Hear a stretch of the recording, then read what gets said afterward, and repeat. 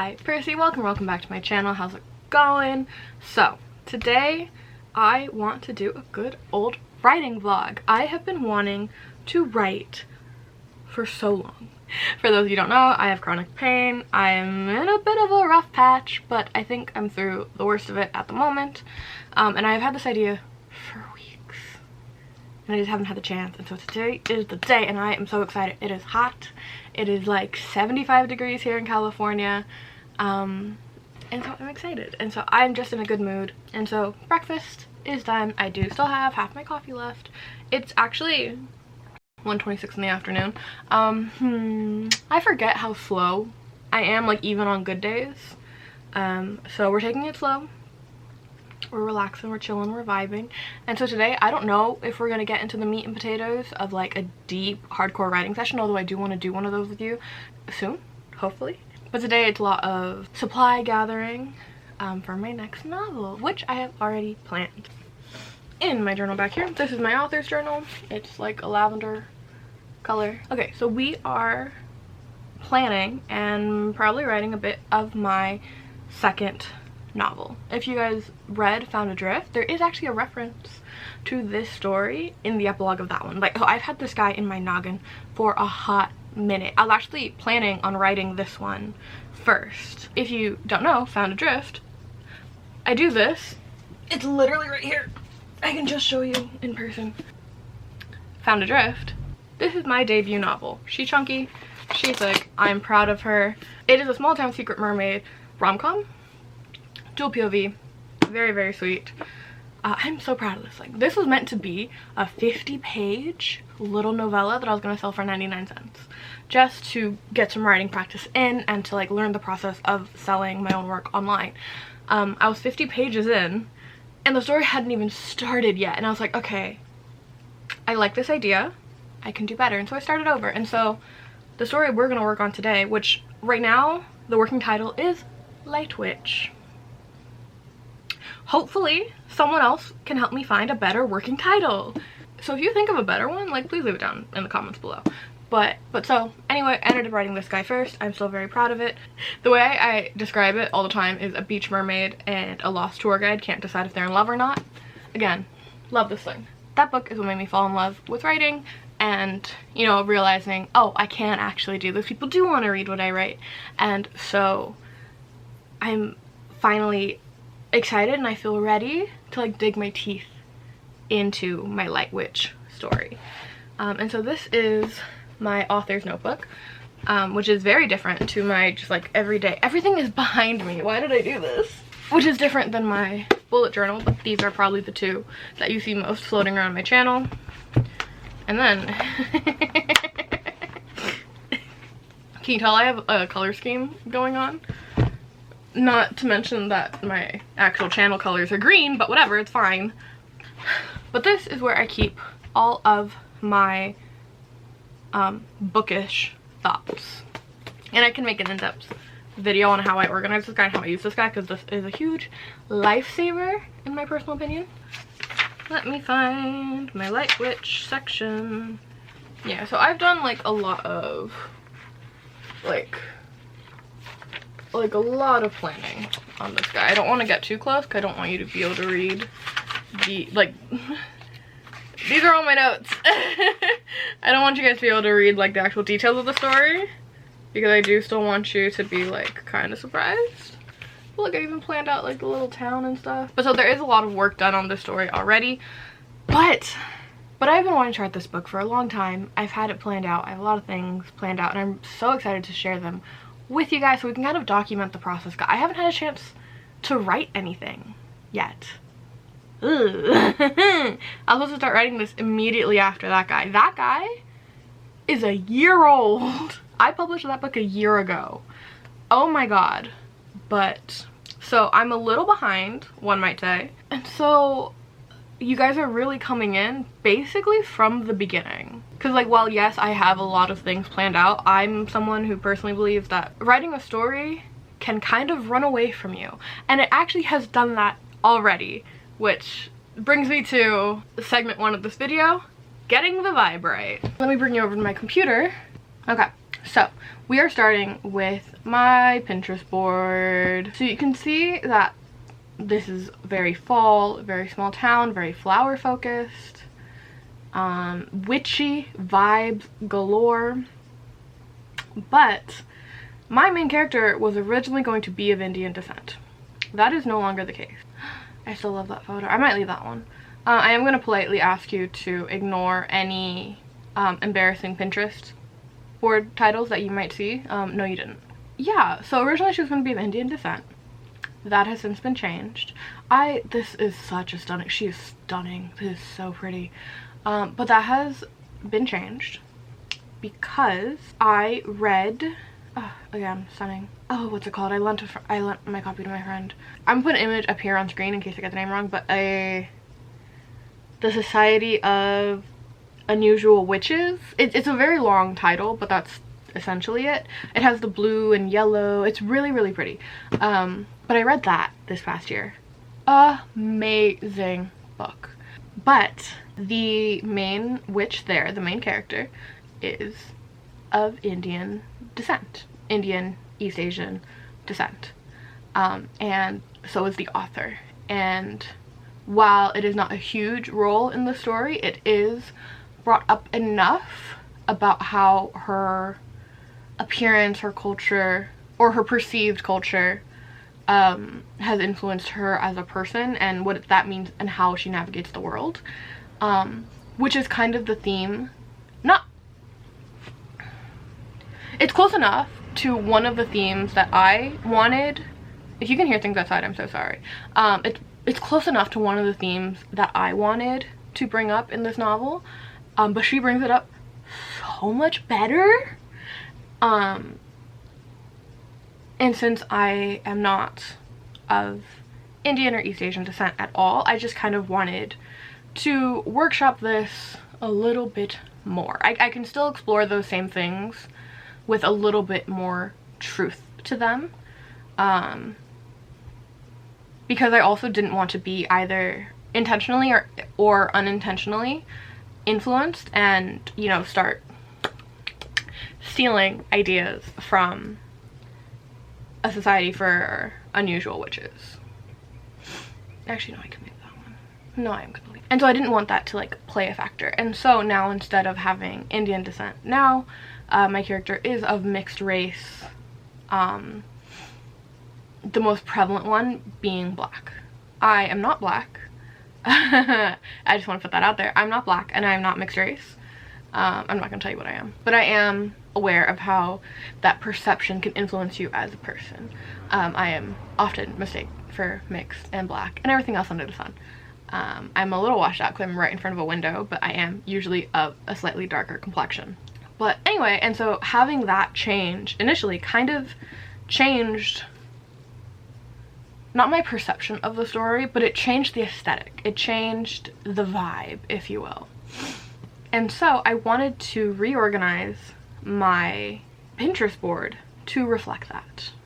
I like having a very cohesive Pinterest board to look back on, to see if I am hitting the beats that I want to hit. If not, why? You know, and kind of using it as a tool for that space. And so now that we've removed the Indian and East Asian influences, not all of them, there are probably some here that I am missing, I wanted to see what else do I want to add. I know I want more of things like this, little, it's on Etsy for 33 bucks, little like infographics. Like this could be cool. What does this say? Hemlock, Jimson wheat. Yeah, okay, let's add that. Yeah, let's save that. Like little infographics like this I think could be very helpful, especially if we find one that here, ha ha ha ha ha, the language of flowers is one of my favorite things personally. But this could be useful. And so we're gonna save a few of these. And so I haven't told you what the vibe of the story is. I'm going to have to fact check some of these, but I am going to save these. And so I haven't told you exactly what the story is about. And I want to be very careful about what I share, because as much as I want your guys' input and I want this to be like a very transparent look into my writing process. I don't want to give everything away. I still want you guys to buy the book at the end of the day. So I'm gonna be like a little vague with certain things, but I think the one thing I can be very clear about, because it's kind of obvious, is she's a witch.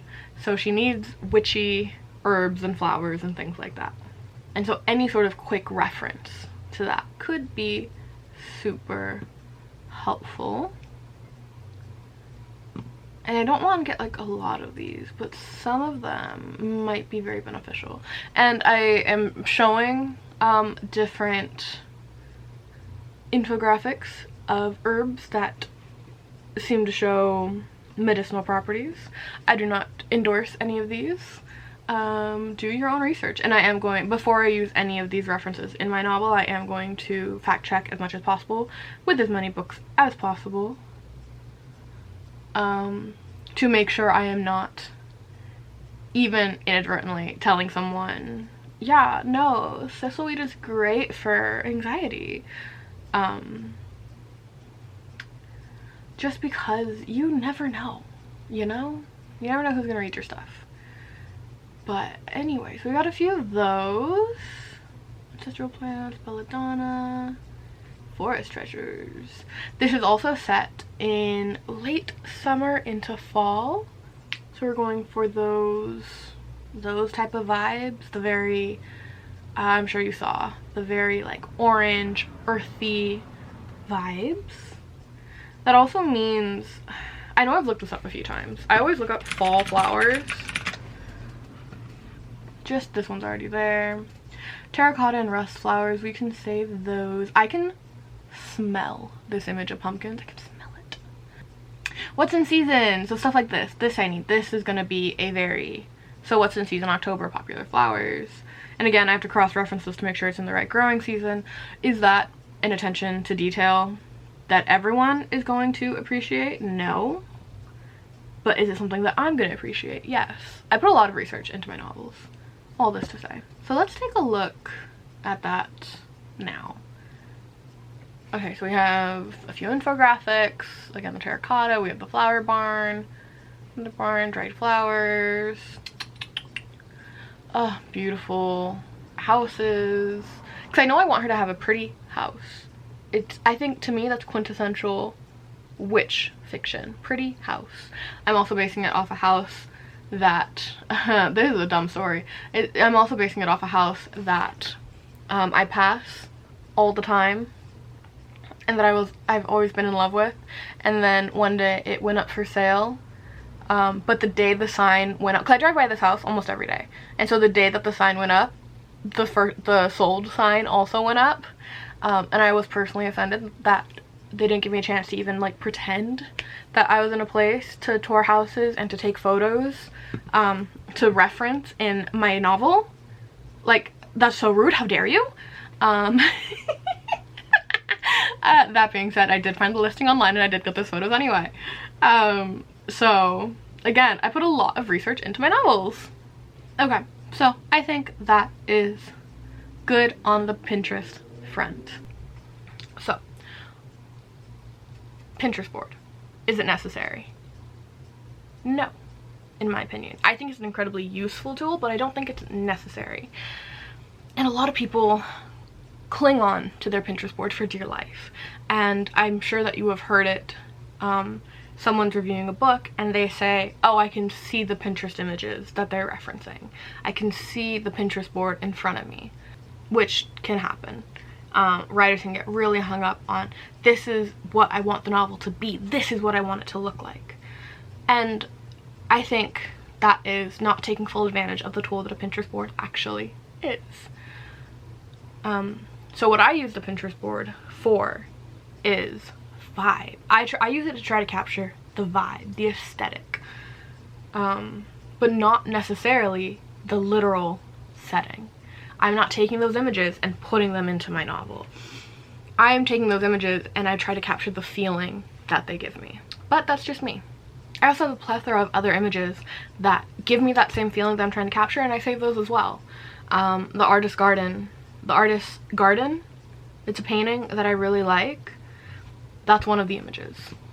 You know, I don't think they're super necessary, but I wanted to show you mine anyway, and to show you how I use it, because, well, videos like this is how I learn to do everything. So I'm taking you every step of the way, baby. And so the next thing I want to work on today is just like character work. Like, do I know what story I want to tell with each character? And I do mean each and every fucking character. And you know, side characters don't need as much thought and consideration put into it, but they do serve a purpose. So I'm looking at, okay, I'm not gonna show you my Scrivener because it's a mess. I'm looking at my characters, at my list of characters, and I was like, who is this fourth character? I have the first, like, I have the main 3 characters planned out pretty well because they're the main characters of the story. So they live up here all the time. And I'm looking, I'm like, who the fuck is this 4th person? Rhea. Who the fuck are you? And I'm looking, and their life motto is live fast, eat ass. Their personality is cool biker, wine aunt, and got grandma's jewelry collection. And then their strength is they're kind of a whore. What is this? I think this is supposed to be, okay, we're rewriting this. I think this is supposed to be the main female characters, their sibling. That ain't it, chief. That ain't it. And this is what I mean about, like, you can work on a story for as long as you want, and it's still, an idea comes up and changes everything for you. Like, even the main character's name is different now. Okay, so I have deleted Raya. Don't know who that is. But I can, like, teach you about our main characters and tell you their names. And so I'm gonna introduce you to them. And I'm probably gonna throw up a, like, quick sketch of what I think these characters look like. And so our main girl, our girly, love of my life, Clementine, Lightning Bug, Desjardins. Last name, I think can use a little work. It's French for of the garden. I googled it. It said it's a pretty common French last name. I don't fucking know, but I liked it. And so her nickname is Lightning Bug or Bug. Mostly because Clementine, I don't think can shorten to a sweet name. Like Clement, Tiny. Tiny could be cute, like little. We can put that as a nickname. Age, she's 25. Build, short and curvy. Sexuality, bisexual. Occupation, she is a flower farmer. So we have a flower farmer, witch. Love story. This is gonna be so hard to talk to you guys about because, like, again, I don't want to give spoilers. I want you guys, but I want to tell you enough to entice you in. But also, like, it's a silly little rom-com. So, like, it's not that serious, you know? And again, I'm a huge proponent of spoilers. Don't ruin the story. Yeah, Clementine, also known as Bug. I love that her nickname is Bug. And she lives in Pinewood. Her personality has all heart, door always open. I do think that she is all heart. She's a good person. Like, everyone kind of talk to her. Her life motto right now is I am unmovable, which, yes and no. I don't know if I want that to be her life motto, so I'm gonna put a question mark next to that. Okay, so it's a few hours later.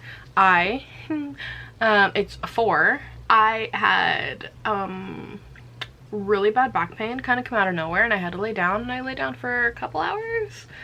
It just wasn't going away, but my medication alarm went off, so I was able to, you know, re-up my medication, and I have a heat pad on my back. I also took this chance to order a poke bowl, and I had poke. I am home alone, so there is no one to kind of bring me food. So, and standing and cooking just don't go hand in hand. I don't have anything readily available right now, so I did order food, so that was a huge help, and I'm feeling better. So let's get right back to it. There are not many things that I'm grateful for when it comes to developing chronic pain and having, you know, a medical mystery issue going on. But needing to learn how to go with the flow is absolutely one of them, because normally I feel like old Percy would have gotten very discouraged at the fact that she had to lay down for a few hours and be like, my day is just gone, it's ruined. But today's Percy is like, hey, we still have a lot of sunlight hours, so why not? Why not keep going? So I don't think I've had a chance to say like the basic premise of the book. Again, I'm so nervous to share, but I also really want to share because I think this is very valuable. You know, getting to see someone else's writing process. But I'm also like, someone's gonna steal my idea. But that's not true. It's okay. So the basic premise of the book is there is a local witch. You know, it's a secret. She owns the local flower farm, and she is in an enemies to lovers romance with the new guy who just bought up the local nursery. I'm sure there are I'm sure that there are hundreds of other books like it, but they are not mine. It's fine. Imposter syndrome at full force, but it's fine. There's space for all of us here, and don't you dare go in my comments and say, oh, but such and such book by so-and-so is exactly this premise.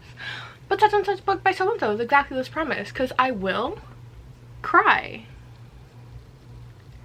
You weirdos. So that's like the basic premise. There's a lot more to it. Like the stories I want to tell with each character are a lot more nuanced.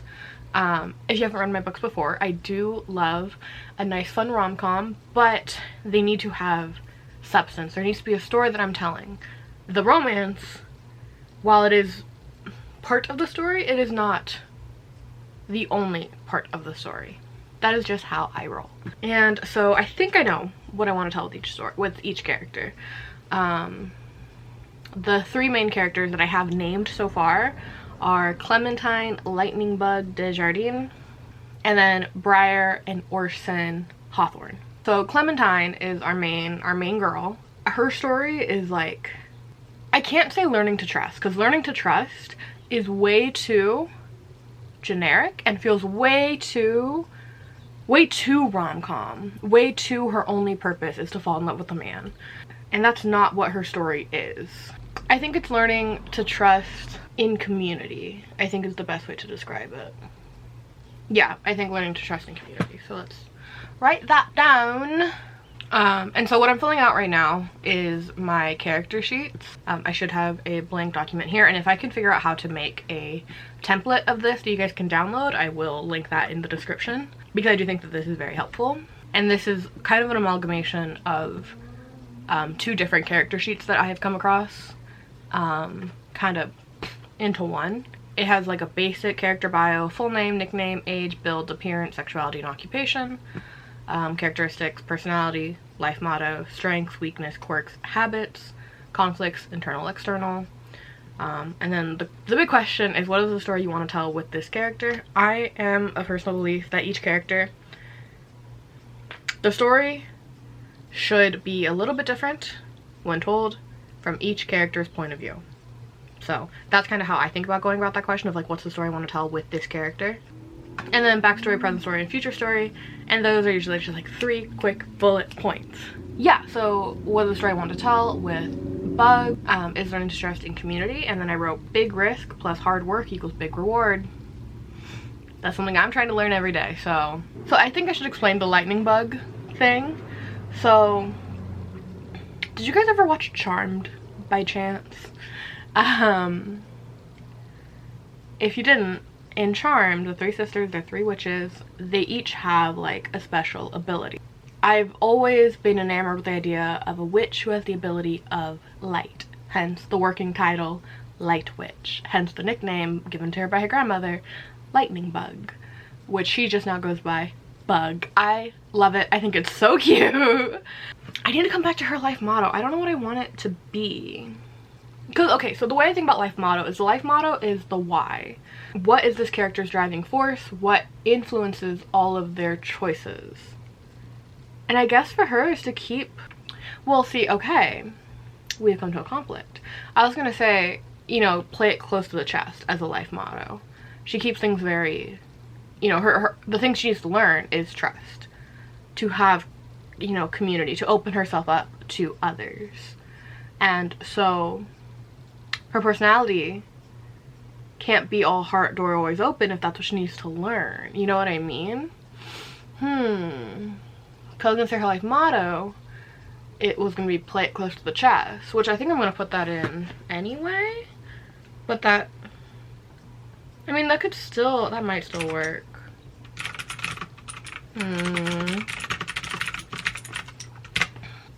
You know, in Kiki's delivery service, her mom, that house, that's what I want for Clementine. That vibe. So, okay. We love a good conflict. And then the external, I don't want to say what that is just yet. I think her strength is that she's a people person, in the sense of like she's good about turning it on and talking to people, and she's very personable, which might conflict with her internal life. I think that could work. Her weaknesses, independent to a fault, and then quirks. I just put has dried flowers everywhere. I don't know if that's a quirk, but I'm counting it as one for now. We're doing a little bit of tidying, you know, that's the best way I can describe this, where this story has lived in my head, but I haven't had the chance to actually put words to paper, and so the words I put to paper are a little bit outdated. So we're doing housekeeping, if you will. Our next girl is Briar Hawthorne. Nicknames, I don't have any nicknames for Briar. I don't want to call her Thorny, because that's silly. I don't think that would be a nickname. I think that could be like a one-off joke, but I don't think that would naturally occur as a nickname. But Briar's already pretty short. I guess B spelled B or B-E-E, like a bumblebee. For her, I said she's 27. Her build, all legs. She's very lean. Tall blonde, choppy layered hair. I'm thinking like a wolf cut. And here it says with a blue streak in her bangs. And the undercut. Okay, and the undercut being blue, which I think could still be fun. If I was more of a Disney adult, I would have the blue streak in the front and the pink underneath. I'm not gonna do that, but that'd be really funny. Sexuality, she is pansexual. Her occupation, she is unemployed. Don't worry about that. Personality, I said she comes off very sweet, almost ditzy. But her strength is she's incredibly smart, she's a problem solver, and she's a go-getter. Her life motto is, I am crazy, but I'm free. And I love that for her. Now the story I want to tell with her, no, I still stick by this. No one can make your life decisions for you, only you have that power. I do think that is the story I want to tell with her. I think that is very apt. And then her little brother, Orson. Okay, Orson Hawthorne. Under build, I just wrote big boy. I love him. Nickname Ori. That's a little soft. That's a little soft purse. Okay. I have bear. So Orson, if you didn't know, means bear, and that's why I picked it, because I like, in my head, he's like this. Like, okay, I can just tell you. So his appearance, 6 feet tall, muscular, but also a little pudgy. Like, he used to be fit, but he's not anymore. And so I've always had that, like, that's part of the story, so I've always had that image of him in my head. So when I was looking for names, I knew I had that stature in mind. And I knew I wanted nature names, and I came across Orson, and it means bear, and I love it. So I have his nickname as Bear. His build is big boy. He is straight. Occupation, nursery owner. Personality, problem solver to the point of being annoying. He's like a dog with a bone. Life motto, I don't have anything on the life motto yet. Which I still don't. That's okay. Strengths, you can trust him to get shit done. Weakness, he's not good at being in charge? What? Huh? Okay.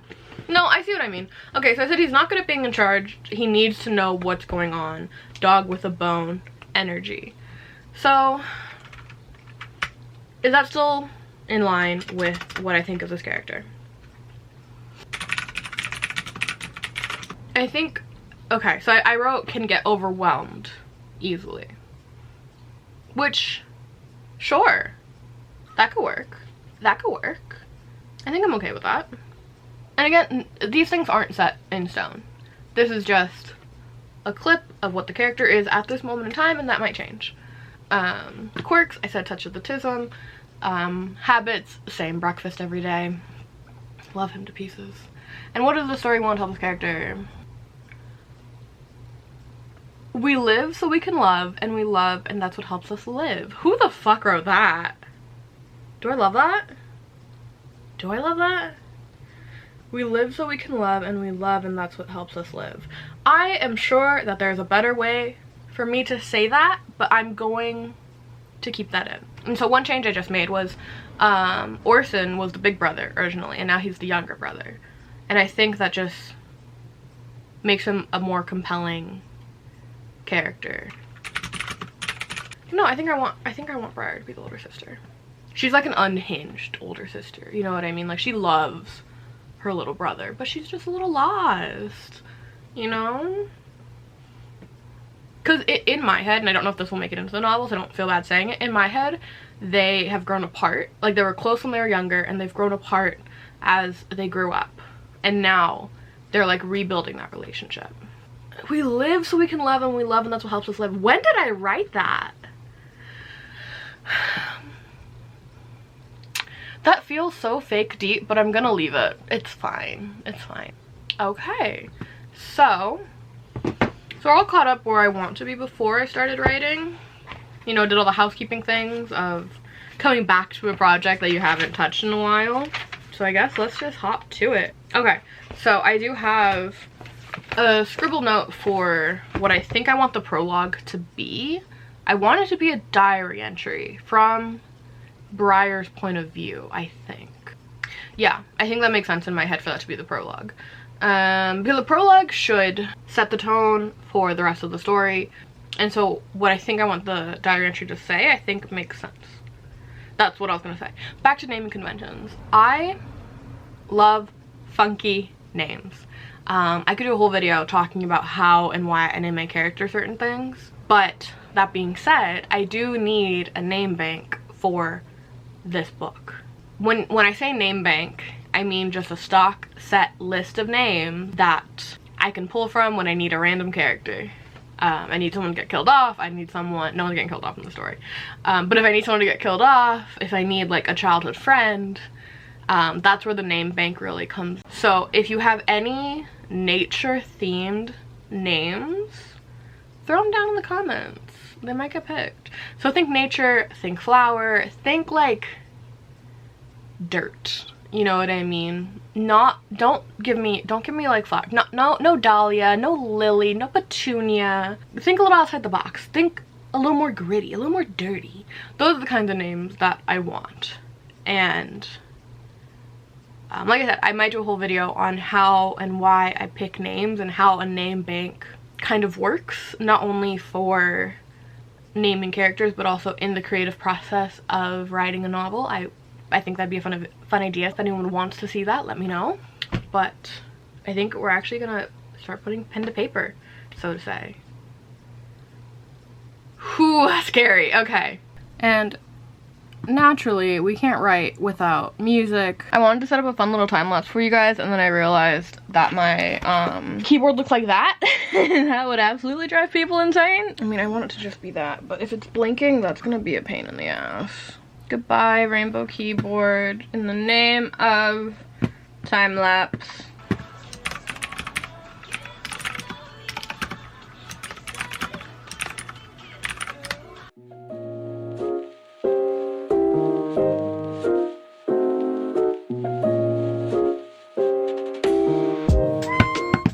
I don't know how to spell.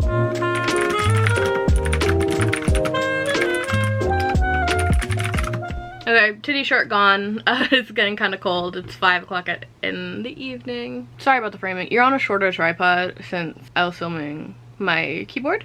So you're on a shorter tripod. So that means the angle's kind of funky. I'm just gonna slouch. I had it almost completely written out. I just added a date and like changed some wording here or there. But like for the most part, it was pretty good. I'm actually still really proud of it. I'm actually still really proud of it. It's only, like, it's really short. It's 184 words, so it's very short.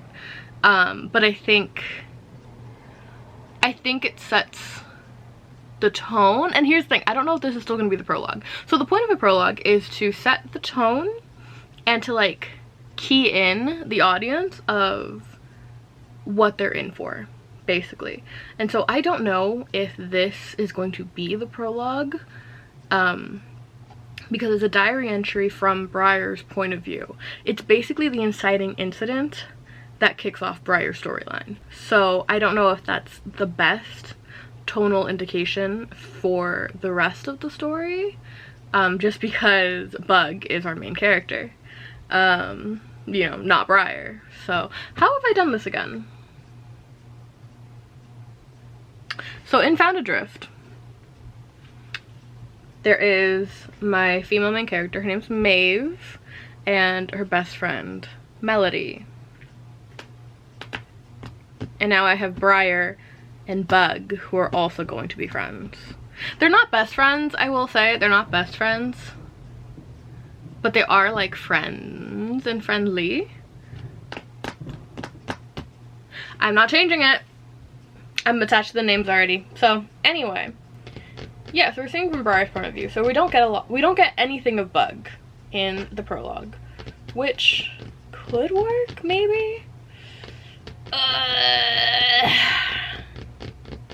For now it's the prologue, and that's fine.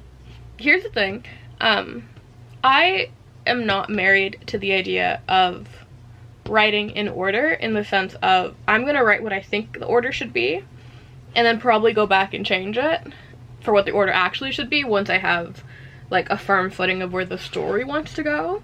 So I'm gonna write where I want the story to go and then go back and kind of rework it to write where the story wants to go.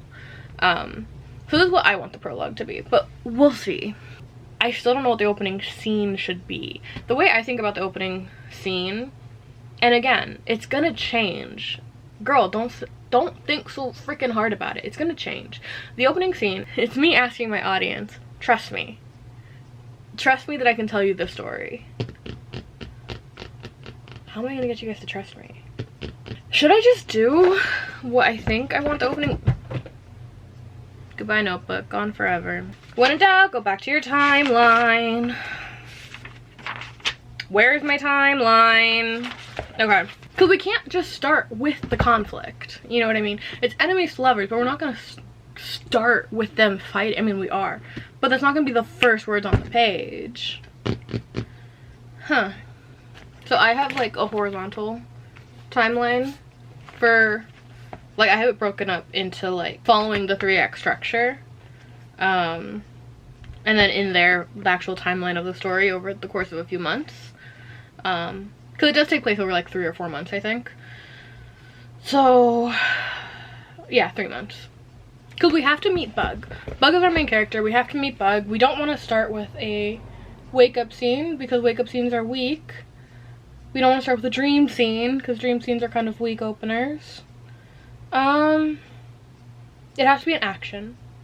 Okay, so what is she doing? So, tending to flowers? No. Market prepping? We can do market prep. That is an action. It could be a high tense action. Yeah, let's do that. Okay, let's start there. For those of you who don't know, I have a background in theater, and when it comes to theater, when it comes to improv, it's about doing something.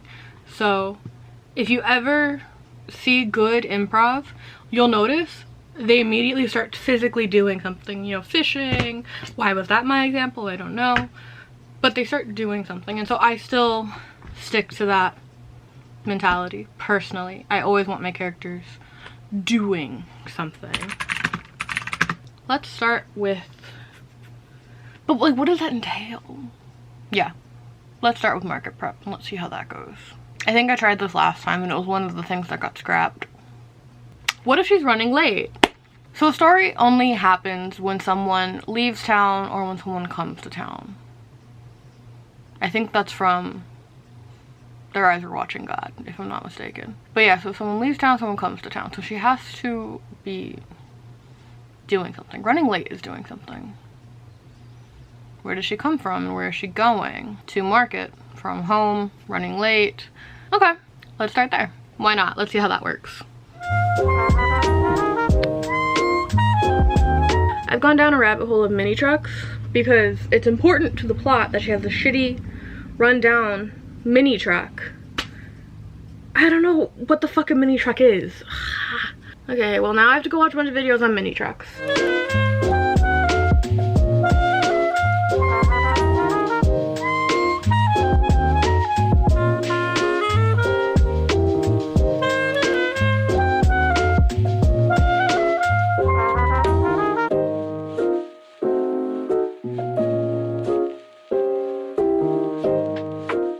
Okay, so I've been working for about 20 minutes. I passed my 400 word goal. Actually, let me see where I am. My computer was here all along. I'm at 700 words. Not bad. Like 20 minutes worth of writing. That's not bad. I can't complain. I like where the scene's going. I don't know if this is going to be the opening of the book, but I think it's the earliest point of where I can start the story right now as to what I know. And that being said, I just had a really silly idea, which is why I picked up the camera. So I think I mentioned that her affinity is light, the idea of light. You know, hence the nickname lightning bug or bug.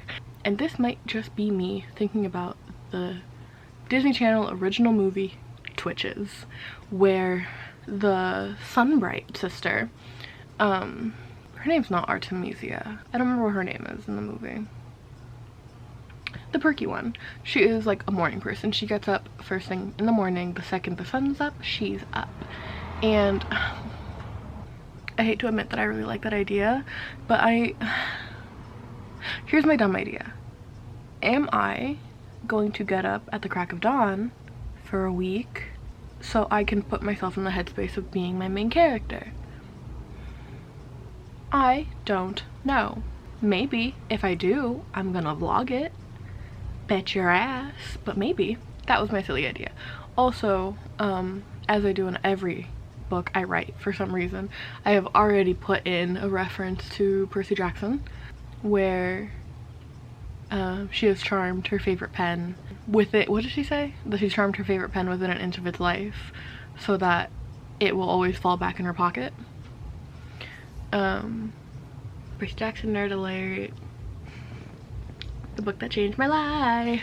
Anyway, I wonder if anyone has caught the Percy Jackson reference in Found Adrift. It's much more niche, but yeah, a lot of people might not find it, but I think it's fun.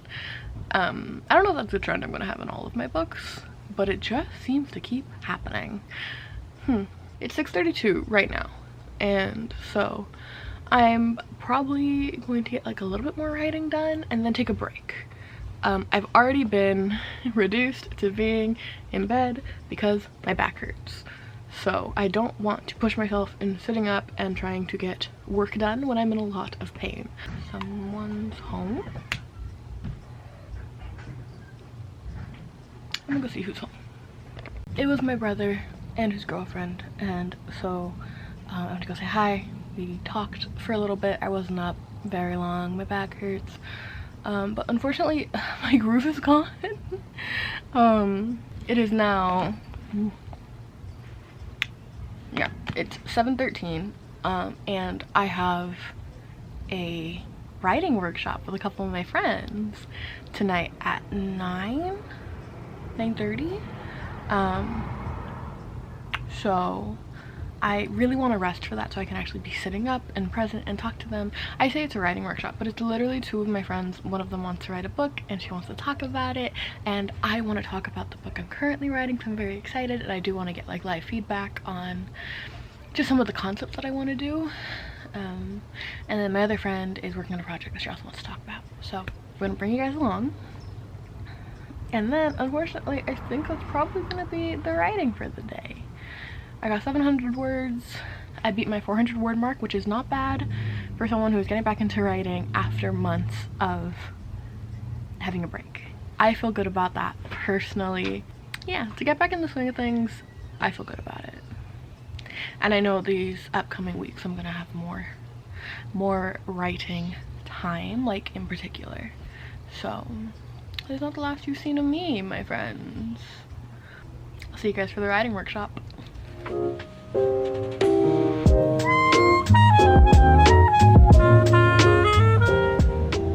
So it is 9:10, 9:15-ish.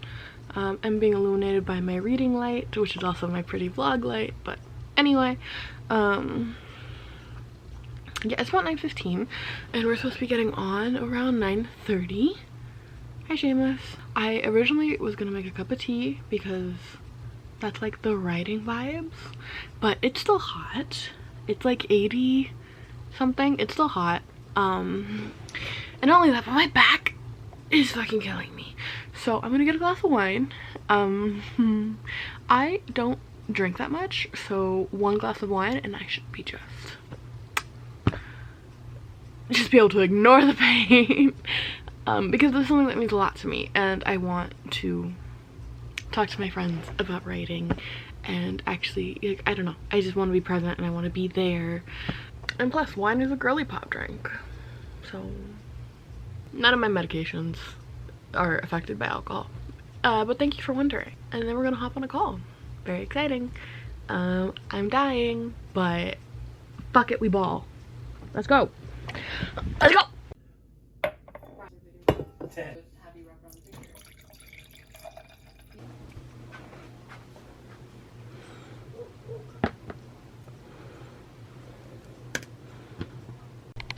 Say hi, True.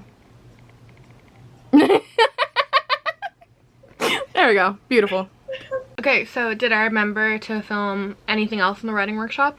No. Did I remember to film an outro? No. But that's all for today, besties. Thank you for vibing with me. Thank you for being here. And like I said, I do want to bring you guys along through every pivotal point in this writing journey as I write my next novel, which is wild to think about. So strap in, it's going to be a long one. And if there's any step of the writing process that you guys are like really curious about, let me know. Because I don't know if I'm going to self-publish this one. I might even bring you guys along through the querying process. I literally want to bring you guys from beginning to end of the life of this novel. I think that'd be really cool.